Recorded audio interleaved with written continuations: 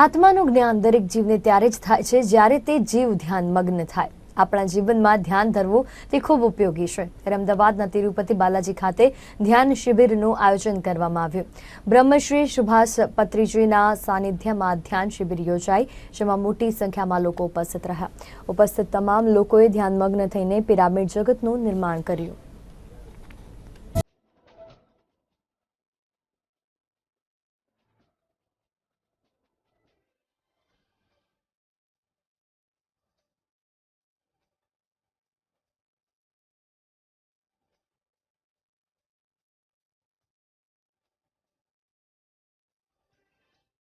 આજનો કાર્યક્રમ જે છે એ અત્યારે અહીંયા બાલાજી મંદિરમાં ઓછામાં ઓછા 400 માણસો જોડાયેલા છે. આજના કાર્યક્રમમાં ધ્યાન જે અહીંયા જેટલા લોકો પણ ધ્યાન જે અત્યારે કોરોનાના લીધે જે ઓન ઝૂમ મિટિંગથી ને બીજા બધા માધ્યમથી જે ધ્યાનના વિશે જાણતા હતા, તો એ આજે પત્રીજીને મળવા માટે આવેલા છે અને એમના સાનિધ્યમાં એમની વાંસળી વાદનમાં એ લોકો ધ્યાન ધરી રહ્યા છે.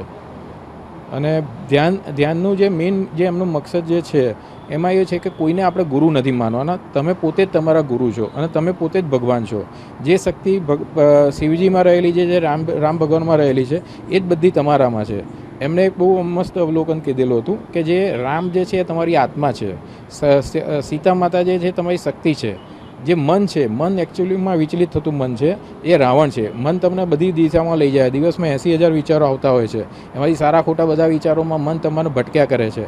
માત્ર તમે વાયુપુત્ર જે હનુમાનજી છે, જેના શ્વાસ જે આપણે જે કહીએ, તો એને કંટ્રોલમાં કરશો તો તમે મનને હરી શકશો. મનને હણ્યા પછી તમે તમારું જે બ્રહ્માંડની શક્તિઓ જે તમને અત્યારે તમારું સર્જન કરેલું છે, એ કાર્ય પૂર્ણ કરવા તમને મદદ કરશે.